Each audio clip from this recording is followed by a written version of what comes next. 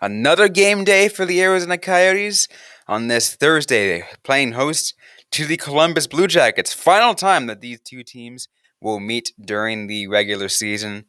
So we'll see what both teams will put up in this November 18th matchup. Be sure to listen to this pregame show. Robyn, Leaño, and Pavlock on Locked On Coyotes.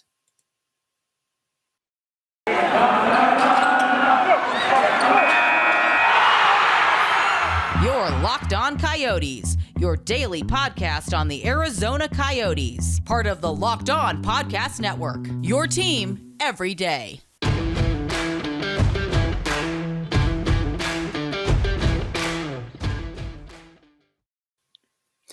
All right, welcome to the show, everyone. I'm Robyn, Leaño, Carl Pavlock right beside me on this wonderful Thursday. As we mentioned, it is November 18th.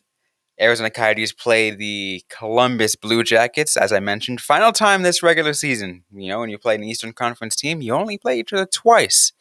But good thing that we're playing against other teams. Yeah, it's nice to be seeing the East Coast teams again. And based off of the last matchup between the Coyotes and the Blue Jackets, I'm sure they're glad that they don't have to play them much more this season. Yeah, pretty much. We'll see. I mean, we'll get through the preview today on how this game might go. Because the Blue Jackets have had a mediocre last few games, I'll say. Yeah. Versus the Coyotes, who won just on Tuesday. So, I mean, I wouldn't say the Coyotes haven't also had a mediocre. No, I'm not saying that. I'm just saying, a win's a win. The Blue Jackets are an interesting team because they are currently fairly low in the standings, but they have a game in hand versus the two teams directly in front of them. They could easily leapfrog them into a wild card spot. The Metro is kind of an interesting division right now. I don't think there's really anything set in stone in terms of kind of like the final people. So like I imagine they're going to be a hungry team, but also kind of a weak one. I think the Coyotes may be able to get this one. It's definitely a possible one. Blue Jackets are 8-5, so they're like for what is that, sixth place? Yeah, sixth place in the Metropolitan Division. Yeah. Metro is weird.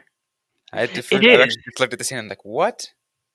Yeah, I was looking at it last night when I was writing the preview for Five for Howling, and it's just a very weird division. I had kind of a little bit of trouble kind of contextualizing where the Blue Jackets fall and kind of how likely they are to be contenders. And it should also be noted that they're missing some key players. Not as many injuries as the Coyotes, but they're missing Leaño with an oblique injury, and former Coyote Max Domi has been spending some time on a COVID protocol since the beginning of the month. Yeah, the COVID protocol, obviously, Coyotes fans are familiar with it because they got a couple players on COVID protocol themselves. And an assistant coach. I learned that during the broadcast. I think Phil Housley is on the NHL's COVID protocol, and it's not getting reported that much because he's not a player, but yeah. Yeah, and you don't pay attention to, I mean, sometimes you'll pay attention to the bench. Like, if you're very keen on watching the bench, he's like, oh, he's not sitting there. Yeah, But you have to be both keen on the bench and like hope that the camera person is spending sufficient time like panning panning to the bench because otherwise you're not going to get that. Yeah, no, not at all.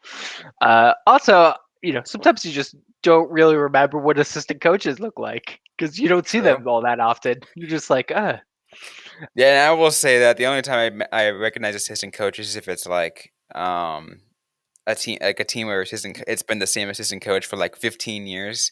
Yeah. Or in the case of like the St. Louis Blues, for example, when I see Mike Van Ryn on the bench, I'm like, oh, I know that guy. Yeah, former head coaches. At this point, I just know John McClain because they would put him out for interviews every once in a while. I'm like, oh yeah, that's John McClain. He's handling our offense, which is going just good, just stellar. So that one sticks out. But yeah, it's normally not something that you see. It's not. So I mean, but again, as we were mentioning, COVID protocol. Coyotes are somewhat familiar with it right now. Have a few players themselves on the COVID protocol. Um, Yeah.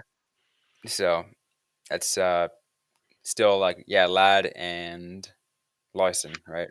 Ladd and Larson are currently still listed. Uh, could potentially change by the time the game starts, but doesn't appear like that will be the case. Something that you and I were talking about before the start of the show was Max Domi apparently skated in the Blue Jackets game prior when they faced the Red Wings during their morning skate. Did not skate in the game itself. So that seems to me like a sign that he's maybe close to returning, could be back tonight, but again, we'll have to wait and see. Yeah, we will have to wait and see. I don't see any news regarding him. Let me see if there's. Twitter is an amazing place It really to. is. Yeah, I mean, I don't know if there's anything to see if where or when he will come back. There's no report on it, so It should be noted that we are recording it a little bit early in the day in Arizona, so it's possible they haven't done like warm up skates, morning skates for anything, or like let's also be honest. It's the Columbus Blue Jackets at the Arizona Coyotes. It's not like it's gonna have like a bunch of media attention. So, like they may have done it. It's just not reported by anyone. So who knows? We'll have to wait until later in the day. we will have to wait until later today. And if you want to check out, maybe any of the latest news, be sure to check out Jay Forrester over at Locked On Blue Jackets. He's got everything that you need if you want to know what's going on the enemy side of things for tonight's game. Yeah, always good to scout out the competition. I know. I mean, that's why occasionally we do crossovers, right? Yeah, get get some of that information straight from the horse's mouth. Like actually talk to them and have them answer questions. It's always a good way to do it.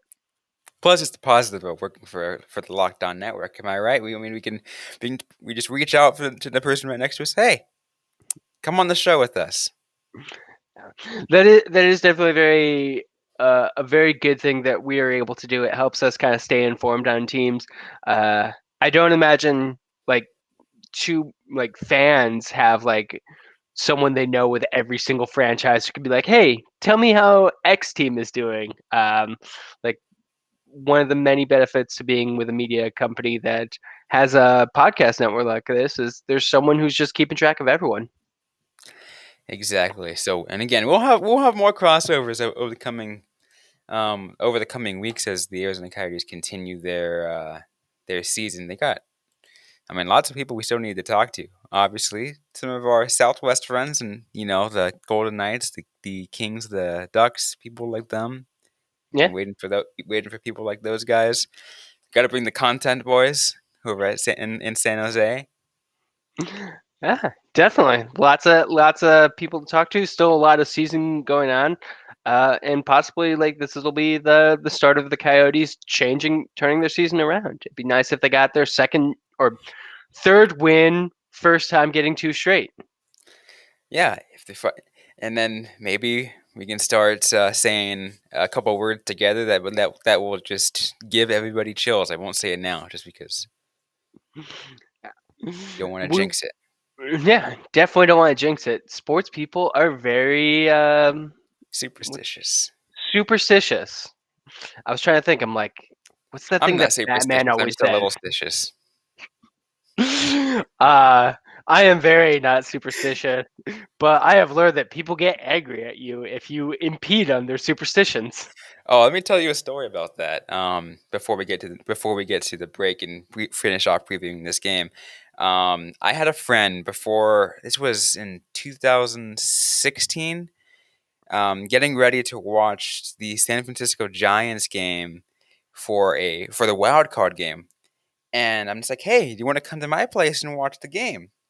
And he goes like, it's like, thanks for the offer, but I'm very superstitious. I have to do like if I have to make sure I have a routine ready. So like I do exactly that for the rest of the playoffs. So if I come to your house, I feel like I have to be at your house every single game. It's like you're that superstitious that you have. Like, I get it. I have a routine. Like when the 2016 San Jose Sharks run, I had a routine every day, but like I didn't stick to literally every minute detail. Sure. Some of the major things, yes, but still.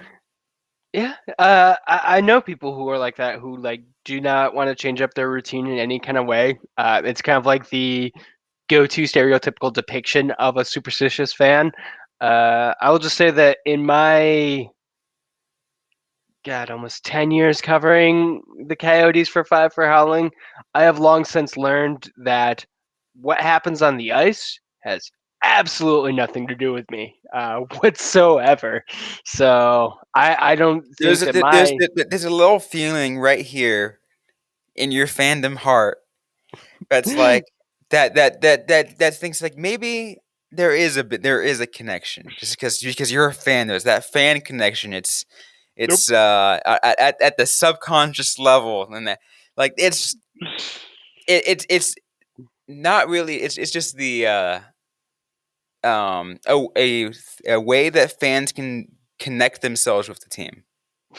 Yeah, that's true for most people, just not me. I do not have that fan heart that connects that way. I do not know why. I don't know if it's just because uh, it'd be very difficult for me to have like any kind of repeat like procedure for a game, um, and then B, I did study a lot of psychology in college, so we have a couple of things that teach us about superstitions, and I understand it in a way that I think it no longer affects me, or I have consciously reframed my unconscious, if that makes sense. For you Arizona Wildcats fans, I had Raising Cane's every game before during the Khalil Tate era, and the first time I stopped, they lost. Well, see, that's your fault for just not getting Raising Cane. That's just a solid Hey, meal. well, I couldn't because like we were on the road to Los Angeles to cover the game there. Like, it's just I couldn't have done it. They're open. They're open in the morning. You could have got breakfast. Yeah, I don't know. I was with the group. It was gonna be weird if I was the only one that wanted Raising Cane's. Robyn, just accept that you're responsible for the Wildcats losing. This was during the Khalil Tate era, so this is different than now. Okay. Sure, sure. Now it has nothing to do with me because I don't consider myself a fan anymore. I like the team, I follow them, but like I've covered the team for long enough that I can't really consider myself a fan anymore. It's just like, well, yeah, I still have the fan in me. It's just, Gotcha. it's just Okay. depressing. That's what it is. It's just depressing to even call myself a fan at this point. Good to know. Good to know. all jokes aside, bear down. I refuse to endorse that sentiment, but sure. For those who don't know, Kyle is a ASU kid. Yep, forks up. Anyways, though, we got more to get to on this show. We're gonna get back to the Arizona Coyotes. We're gonna do more preview for today's game. Arizona Coyotes, Columbus Blue Jackets. That game set for tonight at 7 p.m. at the Gila River Arena. Before we get to any more of the preview, let's go to a quick word from Carl. So, got something to say, and that's we're back and better than ever. A new web interface for the start of the basketball season, and more props, odds, and lines than ever before. BetOnline remains your number one spot for all basketball and football action this season. Head over to our new updated desktop or mobile website to sign up today and receive your 50% welcome bonus on your first deposit. Just use our promo code LOCKEDON to receive your bonus. From basketball, football, NHL, boxing, and UFC, right down to your favorite Vegas casino games. Don't wait to take advantage of all the amazing offers available for the 2021 season. BetOnline remains the fastest and easiest way to bet all your favorite sports. BetOnline, where the game starts. Okay, so back here on Locked On Coyotes, once again, Robyn, Leaño, Carl, Pavlock on this Thursday. Arizona Coyotes versus Columbus Blue Jackets. 7 p.m. puck drop. It's going to be an interesting game. Obviously, we have no confirmed starting goalies yet, although Daily Faceoff projects it will be Elvis Merzlikins versus Scott Wedgewood, which seems like a very likely decision on both sides, like a very sound decision. Yeah. Uh, Elvis is definitely the leading goalie for the Columbus Blue Jackets. Wedgewood got the Coyotes the win. I know that Barrett has been kind of switching them off, but normally if a goalie gets you a win and it's not a back-to-back, you give him the start. I think both goalies give their teams a good chance of winning the game. Yeah, it'll be interesting. Can't wait to see more of Wedgewood, see what he can do because Wedgewood's been exciting. He's been doing good stuff so far, since coming to the Coyotes now just a couple weeks ago. Yeah, definitely. I think a very important thing to remember about Karol Vejmelka is just the league that he was playing in, the quality of competition, and it's a big adjustment to North American competition. So Right. I, I do think he has shown that he could be a really good goaltender. I think he was a good pickup for the Coyotes, but maybe needs a little bit more seasoning. Maybe needs to act as more of a traditional backup than a tandem for a while. I'm not entirely sure that Wedgewood is ready for a full 82 game season as a starter, but No. we can cross that bridge when we come to it. Plus, we are moving away from the typical true starter backup role Yeah. in the NHL. Like, I mean, there's still a couple of them like that. Like, Yeah. there are a couple of teams that still buy into that role, but now we're seeing more tandem roles out there. Um, It, and it just makes sense. Like the work that they're having to do over an 82 game season just seems nuts. They're having to face like a higher quality of like shooting than they've ever had to do before as goaltenders. Like it makes sense that people are getting worn out, and a better method is just make sure that everyone's rested. Like I've talked about it a couple times. I really like the idea of three goaltenders, and in last season, I thought that that was something that could potentially carry over into the future. Just add a roster spot in the next CBA and have it be for goalies and see what we can do with that. yeah, I mean that would make things very interesting. We'll see.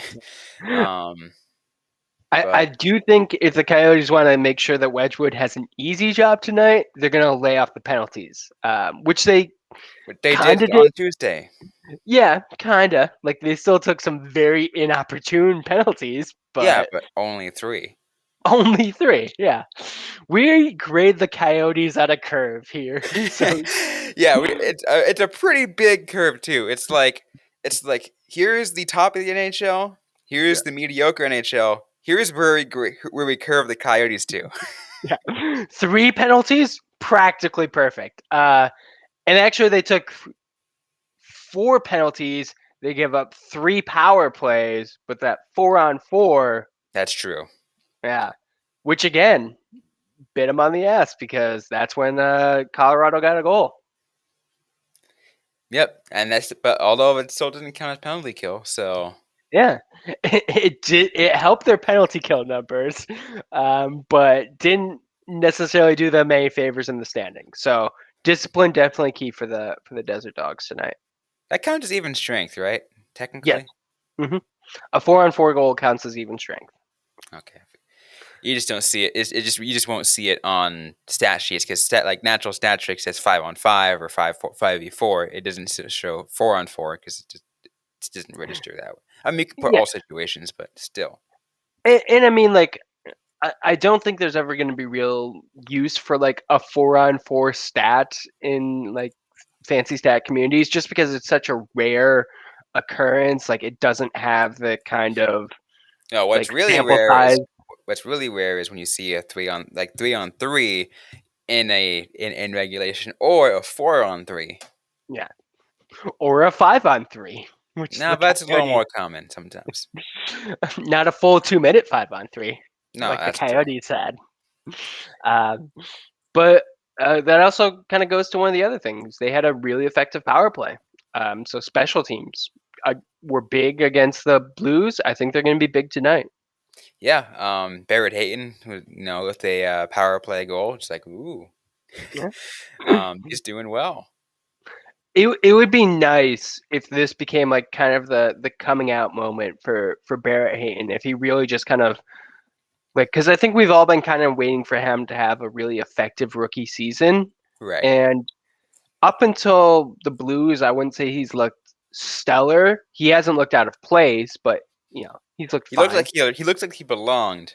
Yeah, The Blues game, he looked is like, oh, this kid can do stuff. Obviously, the game-winning goal looked like, based on real time, it looked like it belonged to Shane Gostisbehere. But yeah. if you look, it just bounced off of Hayden, so he got. And I mean, But standing in front of the goal is like a very that's important function for him as on the power play. Like yeah, that's that, part of his job. yeah. And looking at the first goal he had, like just that work to like bring the puck to the front of the net, stretch out the goalie. That was phenomenal. And it also showed like some pretty good strength for Hayton, who's always been kind of like, as a younger player, there's always been questions about his size. Exactly. So things we can definitely look forward to. Things that will can be that you can take as a I keep saying silver lining, but at the same time now it's just more just like things that you're seeing like some bits of light coming in. Yeah. Um, that's the best way to put it. Some bits of light. Barrett Hayton's performance. If you can keep improving, that's a light right there. Yeah. One of the things I talked about in the preview for the game is the Coyotes got a fair amount of luck, which is hard to replicate, but they also did like a lot of good things. And Hayton did a lot of those good things. So that is something that can be replicated. Barrett Hayton could have solid games moving forward for the rest of the season. It's not going to change anything. Like the Coyotes will still finish at the bottom of the standings, but if Hayton can get hot, like next year he gets hot, team's a little bit better position, has Dylan Gunther, better lineup, you know, maybe goes up in the standings next season. That's just one of those foundational things. Shane We're kind Wright can be making his appearance, or Connor Bedard, or one of the absolutely, other top prospects, and all yeah. of a sudden the team starts to look different. Yeah. The Coyotes right now are building the foundation, and like the next couple seasons are going to be built on top of that. And so we don't just want the Coyotes to get blown out every single night. We need them to have like solid seasons by players like Hayton, some of the other guys who have been brought up, Yan Unique, Ben McCartney, who didn't play, but I think everyone is kind of excited about, Hudson Fashing. Like all these players need to have good seasons to kind of help the Coyotes take the next step when the time comes.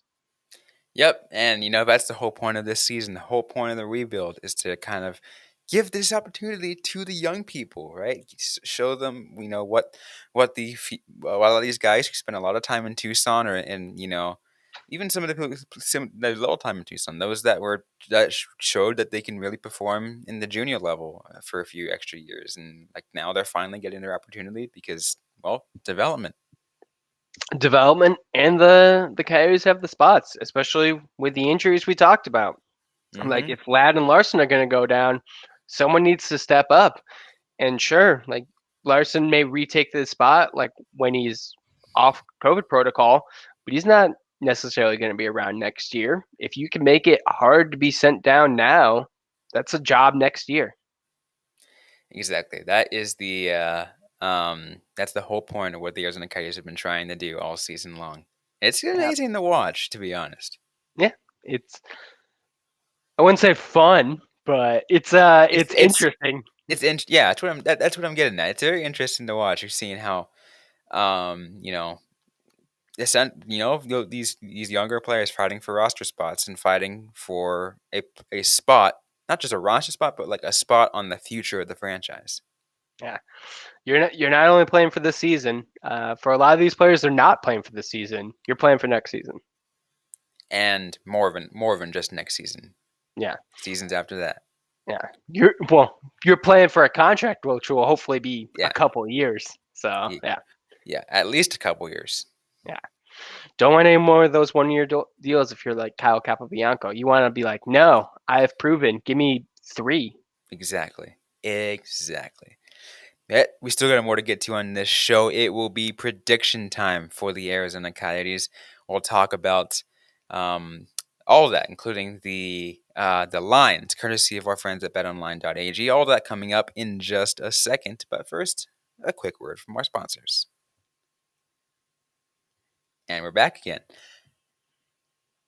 as we get ready now for the betting lines for the game, courtesy of our friends betonline.ag.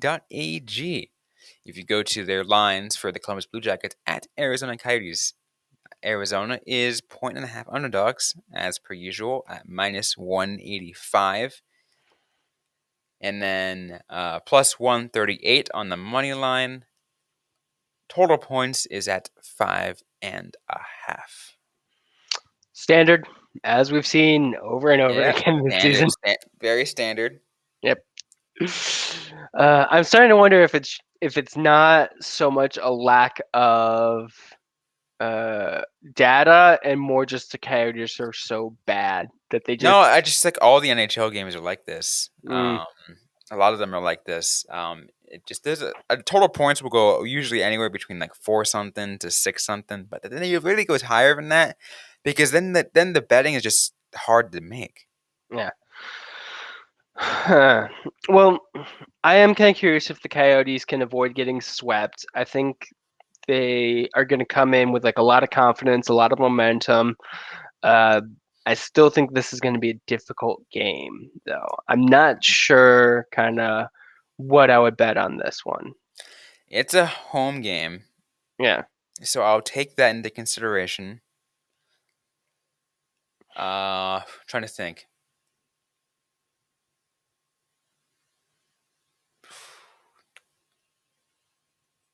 Coyotes cover Coyotes and cover. under. Hmm. Who do you see as the winner? Arizona will win. Hmm. But I won't bet the money line because not a smart decision. Yeah.